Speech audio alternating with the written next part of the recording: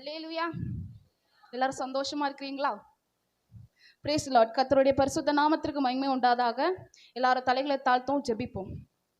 ஏசப்பா, உமக்கு நன்றி தகப்பனே, இந்த நாளுக்காக நன்றி. இந்த நாளையும் தகப்பனே ஏசப்பா, சிலுவை தியானத்துக்காக நாங்கள் எல்லாரும் உங்கள் சமூகத்தை நோக்கி வந்திருக்கோம். அப்பா அப்பா, நீ என்ன பேசணும்னு ஆசைப்படுறீங்களோ அப்பா, அதே மூலமாக நீங்கள் பேசும்படியாக நான் ஜெபிக்கிறேன். என்னை நீங்கள் மறைத்தப்பா, நீங்கள் வெளிப்படணும் அப்பா. ஆவியானவர் நீங்கள் வெளிப்படுங்க. ஒவ்வொரு பிள்ளைங்க கூட ஏசப்பா நீங்கள் இடைப்படணும். ஒவ்வொரு பிள்ளைங்களும் நீங்கள் ஆசீர்வதிக்கணும். ஏதாவது குறைகள் குற்றங்கள் ஏதாவது இருந்துச்சுன்னா அது எல்லாவற்றையும் நீங்கள் எங்களுக்கு மன்னிக்கும்படியாக நாங்கள் ஜெபிக்கிறோம் தகப்பனே. உங்கள் கருத்தில் தருகிறோம் அப்பா. நீர் பொறுப்படுத்தி நீர் பாதுகாத்துக் கொள்ளுங்க. ஒவ்வொரு ஆண்டவர் கொடுக்குற ஒவ்வொரு வார்த்தையும் நீர் ஆசீர்வதித்து நீர் பலப்படுத்த போகிற மேலான கிருபைக்காக பிரசனத்திற்காக நன்றி. ஆமென். இன்னைக்கு எனக்காக கொடுக்கப்பட்டிருக்க தலைப்பு என்ன அப்படின்னா, ஸ்ரீயே அதோ உன் மகன் அதோ உன் தாய். இது என்ன வெளிப்படுத்துகிறது அப்படின்னா, பராமரிப்பை வெளிப்படுத்துகிறது. இது எப்படி அப்படின்னா, ஒரு மகனுக்கும் ஒரு தாய்க்கும் உள்ள ஒரு அன்பை கூட நம்ம பார்க்கலாம். ஸோ எல்லாரும் எடுத்துக்கோங்க. யோவான் 19வது அதிகாரம் 26வது வசனம் 27 தொடர்ந்து வாசிக்கலாம்.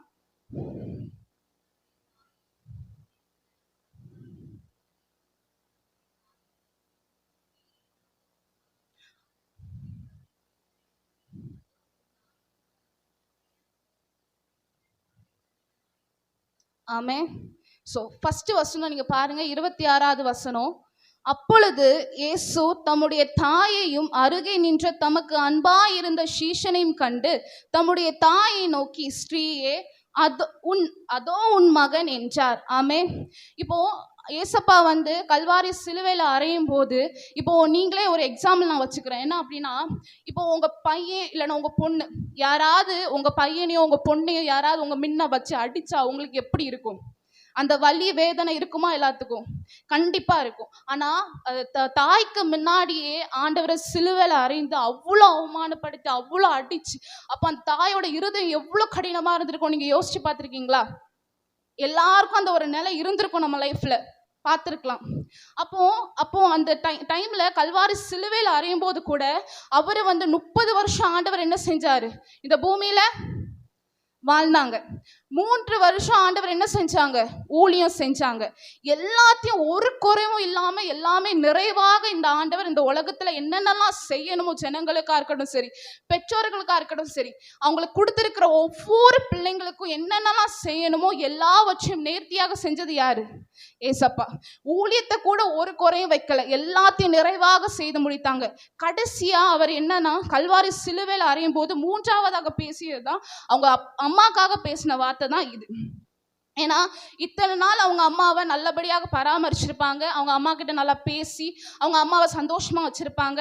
ஒவ்வொரு காரியத்திலும் அவங்க அம்மாவுக்கு ஹெல்ப் பண்றதா இருக்கணும் சரி, ஒவ்வொரு காரியத்திலும் அவங்க நல்ல நேர்த்தியா செஞ்சு கொண்டு தான் இருந்தாங்க. ஆனா லாஸ்ட் அவங்களுக்கு தெரியும் இதுதான் அவங்களோட கடைசி நாள் அப்படின்னு ஏசப்பாவுக்கும் தெரியும், அவங்க அம்மாவுக்கும் தெரியும். அப்போ என்னன்னா, எனக்கு அடுத்து எங்க அம்மாவை யாராவது ஒருத்தவங்க பார்க்கணும்னு சொல்லிதான் அன்பா இருந்த சீஷன் யாரு தெரியுமா? யாருக்கா தெரியுமா? ஏசப்பா கூட அன்பா இருந்த சீஷன் யாரு? யோவான். ஆண்டவரோட 12 சீஷர்கள் மொத்தம் இருந்தாங்க. அதுல ஒரு சீஷன் ஆண்டவரை காட்டி கொடுத்தான். அதுக்கப்புறம் 11 சீஷர்கள் ஆண்டவர் கூட இருந்தாங்க. அந்த 11 சீஷர்லயும் ஆண்டவர் இவ்வளவு துன்பப்பட்டு இதை பார்த்து பயந்து ஓடுன எத்தனையோ நிறைய சீஷர்கள் இருந்தாங்க. ஆனா கடைசி வரை பஸ்கா பண்டிகை அன்று ஏசப்பாவோட மார்பிள சாய்ந்து கொண்டு இருந்த யோவான் தான் கடைசி வரைக்கும் ஆண்டவர் கூட இருந்தான். அப்படித்தானே? ஆமே. கடைசி வரைக்கும் ஆண்டவர் கூட இருந்தா, அன்பா இருந்தா, அன்பான சீஷன். அதுல அந்த சீஷனை நோக்கி அதோ உன் தாய் என்றார். ஃபர்ஸ்ட் என்னது? ஸ்ரீயே அதோ உன் மகன். யாரை பார்த்து? யோவான் கிட்ட ஏசப்பா சொல்றாங்க, ஸ்ரீயே அதோ உன்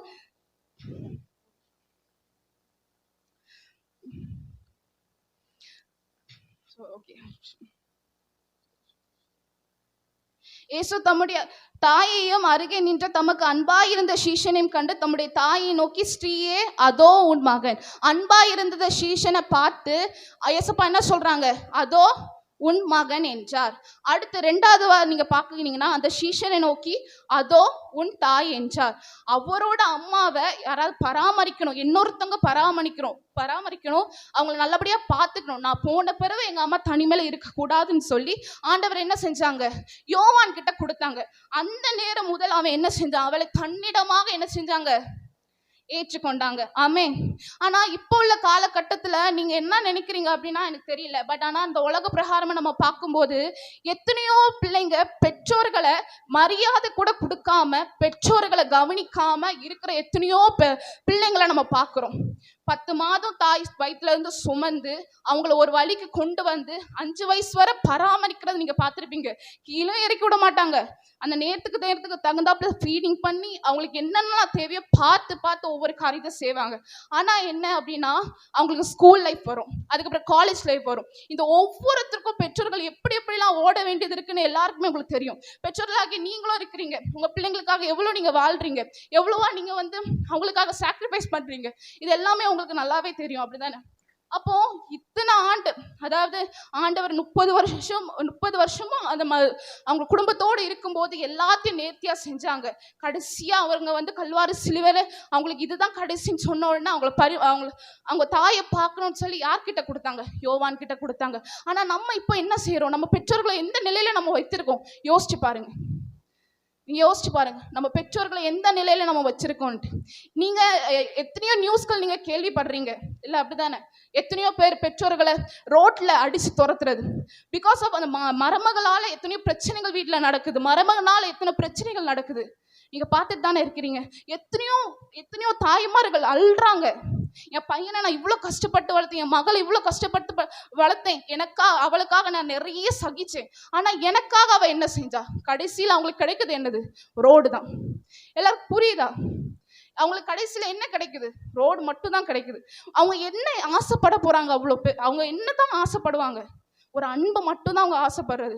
அதுக்கு மேல அவங்க ஒன்னத்தையும் ஆசைப்பட போறதும் இல்லை.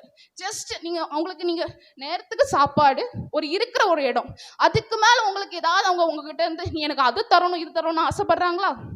இல்ல. ஆனா இப்போ உள்ள பெற்றோர்களின் நிலைகளை பார்க்கும்போது, பிள்ளைங்க அவங்கள ட்ரீட் பண்ணும்போது எவ்வளவு கஷ்டமா இருக்கு பாக்குற. நம்மளுக்கே எவ்வளவு கஷ்டமா இருக்கும் போது ஏசப்பாக்கு எவ்வளவு கஷ்டமா இருக்கும். நம்ம இந்த உலகத்தோட மனுஷனா வாழக்கூடாது, ஏசப்பா போல வாழணும். விசுவாசிக்கிறீங்களா? ஏசப்பா போல நம்ம வாழணும். ஆமென். ஏசப்பா போல மட்டும் தான் நம்ம வாழணும். ஏன்னா அவரு தான் நமக்கு எடுத்துக்காட்டு, எல்லாமே அவர் தான். நம்ம லைஃப்ல ஸ்டார்டிங் டு எண்டிங் வரைக்கும் யார் இருக்க போற நம்ம கூட, ஏசப்பா மட்டும் தான். அவரை நீங்க சார்ந்து இருக்கும் போது நிச்சயமா நம்மளை ஆசீர்வதிக்கவும் நம்மளை மேன்மைப்படுத்துறதும் அவர் போதும் நமக்கு. ஆனா இந்த உலகத்துல நமக்கு ஒரு தாய் வேணும், தகப்பன் வேணும்னு சொல்லிதான் ஆண்டவர் ஒவ்வொரு குடும்பத்திற்கும் ஒரு அழகான தகப்பனும் ஒரு தாயும் கொடுத்து நம்மளை நடத்துறாங்க. எதுக்காக? இந்த உலகத்துல இருக்கும்போது நமக்கு என்னெல்லாம் தேவையோ அதை நம்ம தகப்பன்கிட்ட கேட்டா ஒவ்வொன்றும் செய்வாங்க. நம்மளை வழி நடத்துறதுக்கு ஒரு ஆள் வேணும் இல்ல, நம்மளை கைட் பண்றதுக்கு ஒரு ஆள் வேணும் இல்ல. அதுதான் ஆண்டவர் நம்மளுக்கு அழகான ஒரு பெற்றோர்களை நமக்கு தந்திருக்காங்க. ஆனா கடைசியில நம்ம பெற்றோர்களோட நிலை என்னன்னு உங்களுக்கு தெரியுதுல்ல. அதனால நீங்க அதிகமா அவங்க இன்னும் எதுவுமே எக்ஸ்பெக்ட் பண்ண போறது இல்ல, ஒரு அன்பு தான். அன்பை கொடுங்க. நீ உன்னை நேசிக்கிறது போல பிறரையும் நேசிப்பாயாக. ஆமே. நீங்க உங்களை நேசிக்கிறீங்களா? நீங்க முதல்ல உங்களை நீங்க நேசிச்சீங்கன்னா உங்க பெற்றோர்களையும் நீங்க நேசிப்பீங்க. நீங்க உங்களை நேசிக்காம, நீங்க உங்க பெற்றோர்களையும் நேசிக்காம ஏன் நீங்க இருக்கிறீங்க? அவங்களோட நீங்க பாருங்க, உங்க அம்மா அப்பாவை நீங்க முகத்தை நீங்க பாருங்க. அவங்க எவ்வளவு கஷ்டப்படுறாங்க, எவ்வளவு காயங்கள் படுறாங்க, நமக்காக என்னென்ன பாடுகள் படுறாங்க நீங்க பாருங்க. ஆமே. கண்டிப்பா நம்ம அம்மாக்கு கொடுக்குற கணத்தை கொடுக்கணும், அப்பா கொடுக்குற கணத்தை கொடுக்கணும், மரியாதை கொடுக்கணும். அவங்கள அடுத்தவங்களுக்காக நம்ம விட்டு கொடுக்கவே கூடாது எந்த ஒரு சூழ்நிலையும். ஆமே. அடுத்து தேவனிடம் இருந்து மோசைக்கு கொடுத்த 10 கட்டளைகளை நம்ம இப்ப பார்க்க போறோம். ஓகேவா? ஃபர்ஸ்ட் என்னன்னா, உன் தகப்பனையும் தாயும் கனம் பண்ணுவாயாக, மரியாதை கொடுப்பாயாக, கீழ்ப்படிவாயாக, கடைசி வரை பராமரிப்பாயாக. ஆமே. உன் தகப்பனையும் உன் தாயும் கனம் பண்ணுவாயாக. யார் யாரெல்லாம் உங்க பெற்றோர்களை கனம் பண்றீங்க? இங்க இருக்கிற பிள்ளைங்க இருக்கிறீங்க, இங்க பாய்ஸ் இருக்கிறீங்க, நிறைய பேர் இருக்கீங்க. யார் யாரெல்லாம் உங்க பெற்றோர்களை கனப்படுத்துறீங்க? ஒவ்வொரு நாளும் எல்லாரும் இருக்கிறீங்க, கனம் பண்றவங்களும் இருக்கிறீங்க, கனம் பண்ணாம அவங்க அம்மாவோட சொல்ல அசட்டை பண்றவங்களும் இருக்கிறீங்க, நிறைய பேர் இருக்கிறீங்க. ஆமே. நீங்க அப்படி இருக்க கூடாது. உங்க பெற்றோர்களை யார் இடத்திலுமே விட்டு கொடுக்கவே கூடாது. உங்க அம்மா ஒரு தவறு செஞ்சாங்கன்னா அவங்க கிட்ட போய் சொல்லுங்க இது தவறுன்னு சொல்லி. அந்த இடத்துல ஆர்குமெண்ட் பண்ணாதீங்க. அது வெளியா இருக்கட்டும் சரி, உள்ளே இருக்கட்டும் சரி, வீட்டுக்குள்ளேயா இருக்கட்டும் சரி, அது ஒரு தவறுன்னு உங்களுக்கு தெரிஞ்சிச்சுட்டு அப்படின்னா ஒரு தனியா நீங்க கூட்டு போய் அதை நீங்க சால்வ் பண்ணுங்க. எதுக்கு நீங்க எல்லாருக்கும் முன்னாடி உங்க அம்மாவை ஆர்குமெண்ட் பண்றீங்க? ஆமே, அப்படி யாரும் பண்ணக்கூடாது. உங்க அம்மாக்கும் உங்க அப்பாக்கும் நீங்க வந்து கணம் செலுத்தணும். ஓகேவா? அதுக்குன்னு ஒரு வசனம் நீங்க பார்க்கலாம். யாத்திராகமம் 20:12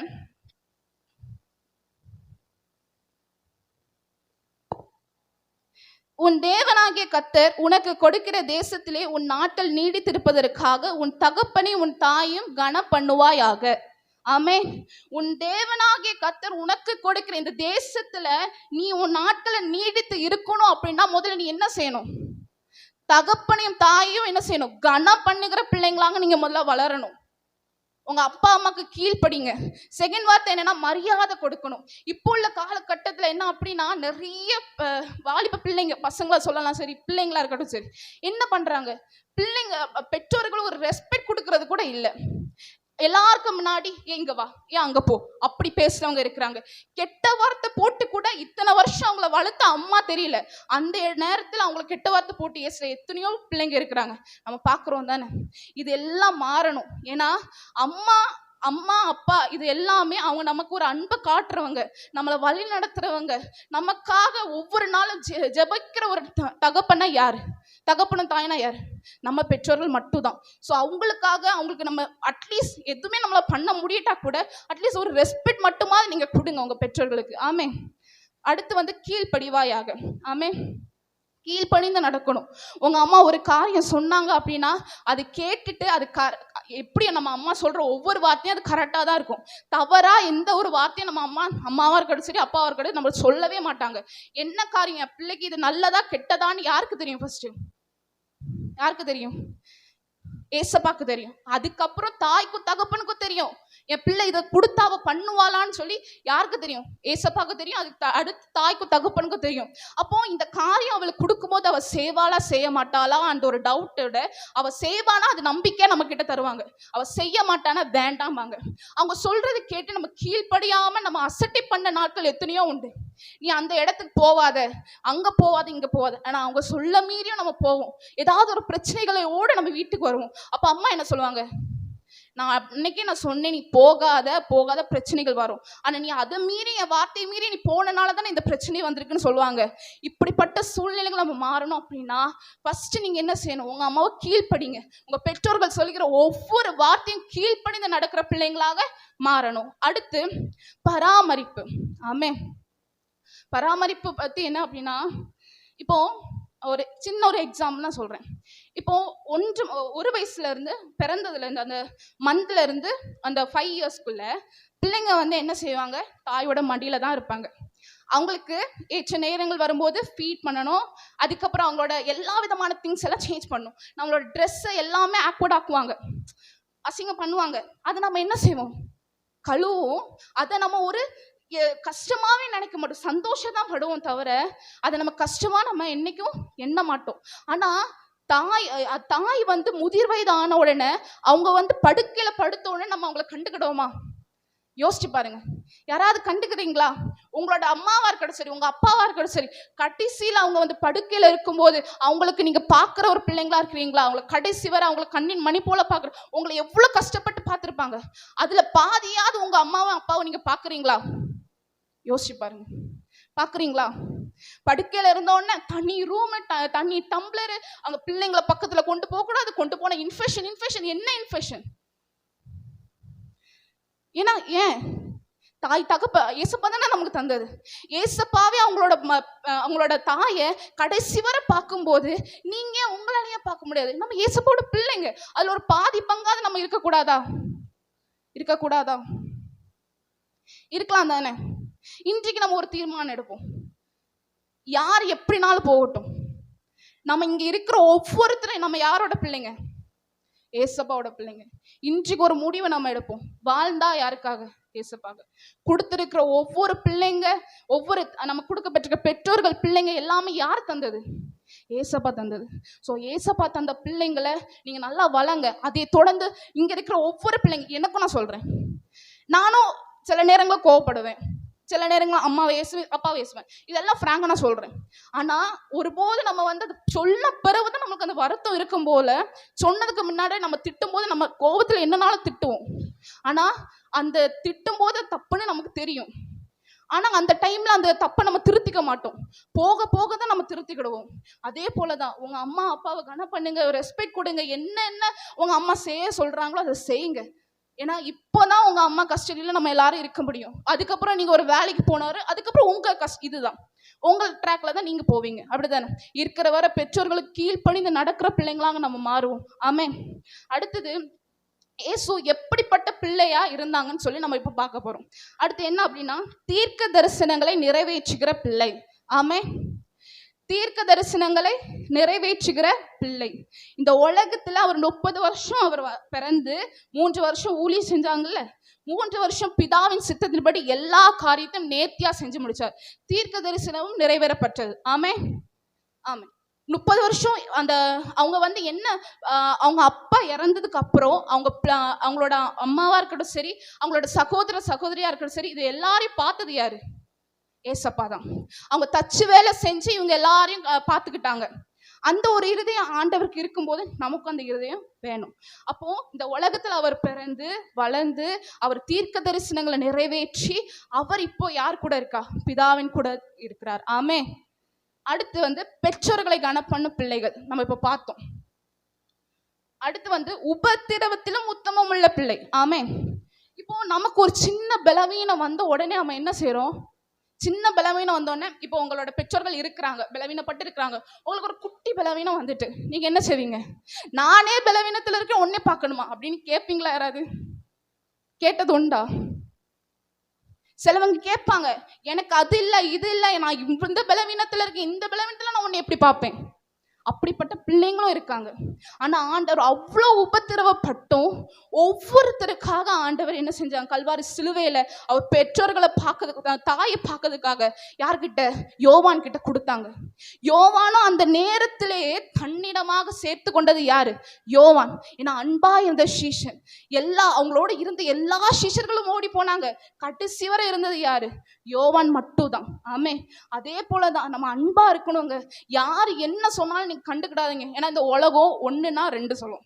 நீங்க இப்போ உங்க அம்மாவை பார்ப்பீங்க, உங்க அப்பாவை பார்ப்பீங்க. ஆனா உலகம் என்ன சொல்லும்? நீ கொண்டு அங்க சேர்க்க வேண்டியதானே, நீ கொண்டு இங்க சேர்க்க வேண்டிய, ஏன் இந்த வயசு உனக்கும் கஷ்டம், இப்போ அம்மாவை பார்த்துட்டு இருக்க, அப்பாவை பார்த்துட்டு இருக்க, இதுக்கு உங்க அப்பாவை அங்க கொண்டு விடலாமே அப்படின்னு சொல்லுவாங்க. கேட்காதீங்க. ஏன்னா இது எல்லாமே நமக்கு ஆண்டவர் தான் தந்திருக்காங்க. நம்மளை நடத்துறது யாரு? நம்மளை தாங்குறது யாரு? எல்லாமே ஆண்டவர் தான். அதுக்காக நம்ம கடைசி வரைக்கும் அம்மாவையும் அப்பாவையும் நம்ம கனம் பண்ணி அவங்கள நம்ம பாதுகாத்து அவங்கள நம்ம நடத்துவோம். ஆமே. ஒவ்வொரு நாளும் உங்க கரத்தை பிடிச்சிக்கோங்க. ஆண்டவரை மட்டும் நீங்க ஒருபோது நீங்க விட்டுறாதீங்க. எந்த ஒரு சூழ்நிலையா இருக்கட்டும் சரி, என்னதான் கஷ்டங்கள் நஷ்டங்கள் பலவீனங்கள் உபத்திரவங்கள் வந்தாலுமே ஆண்டவரை விட்டுறாதீங்க. அதே போல மனுஷன் உங்களை வந்து நீ இதை பண்ணாத, உன் அம்மாவை பார்க்காத, அப்பாவை பார்க்காத, ஆன பொண்ணு என்னன்னாலும் சொல்லிட்டு போட்டோம், நீங்க உங்க அப்பாவை அம்மா பாருங்க, அதுதான் உங்களுக்கு ஆசீர்வாதம். ஆமே. ஆமே. உங்களுக்கு ஆசீர்வாதம் வேணும்னா உங்க அம்மா அப்பாவை நீங்க பாருங்க. உங்க அம்மாக்கு ஒரு கஷ்டம்னா நீங்க ஹெல்ப் பண்ணுங்க. உங்க அப்பாவுக்கு ஏதாவது தேவை அப்படின்னா எல்லாத்தையும் நீங்க பேசுங்க. இப்போ உள்ள காலத்துல பெற்றோர்கிட்ட பேசாத பிள்ளைங்க எத்தனை பேர் இருக்கிறீங்க? பிள்ளைங்களை மதிக்காத பெற்றோர்கள் எத்தனை பேர் இருக்கிறாங்க? இந்த இடத்துல கூட யாராவது ஒரு சிலர் இருக்கலாம். உங்க பெற்றோரை பெற்றோர்கிட்ட பேசாம உங்க பிள்ளைங்களை நீங்க பார்க்காம இருக்கிற பெற்றோர்கள் கூட எத்தனை பேர் இருக்கலாம். இந்த நேரத்துல இந்த நாள்ல நம்ம மன திரும்புவோம். அட்லீஸ்ட் நீங்க வந்து ஒரு வார்த்தையாவது நீங்க பேசுங்க. பேசாம இருக்காதீங்க. ஒரே ரூம்ல உட்கார்ந்து ஒருத்தவரை மூச்சு பாக்குறதோட அவங்ககிட்ட ஒரு வார்த்தை பேசுறதும் நீங்க உங்களுக்கு என்னெல்லாம் கம்மியாக போகுது? ஒரு வார்த்தை ஒண்ணுமே கம்மியான போறது இல்லை. நீங்க இன்னைக்கு நீங்க பேசுனீங்கன்னா அந்த ப்ராப்ளம் எல்லாத்தையும் ஆண்டவர் சால்வ் பண்ணி போடுவார். ஆமே. அதனால நீ கண்டிப்பா யாரெல்லாம் பெற்றோர்கிட்டயோ உங்களோட சகோதரி கிட்டையோ பிள்ளைங்க கிட்ட பேசாம இருந்தீங்கன்னா இந்த நாள் ஒரு தீர்மானம் எடுத்து உங்க பிள்ளைங்க பெற்றோர்கிட்ட நீங்க பேசுங்க. கர்த்தர் உங்களை ஆசீர்வதிக்க போதுமானவரா இருக்கிறார். ஆமென். ஹல்லேலூயா. அடுத்து ஞானம் உள்ள பிள்ளை. ஆமென். ஏசப்பா ஞானமா நடந்துக்கிட்டாங்களா? இந்த பூமியில இருந்த வர ஒவ்வொரு நாளும் ஞானமா நடந்துக்கிட்டாங்களா? பிதா சொல்ற ஒவ்வொரு செயலையுமே ஒவ்வொரு காரியத்தையுமே நேர்த்தியா செஞ்சு ஊழியத்தையும் நல்லபடியா செஞ்சு ஞானமா நடத்தினாங்களா? ஆமா, அதுக்கு ஒரு வசனம் பார்ப்போமா? ஏசாயா 52:13.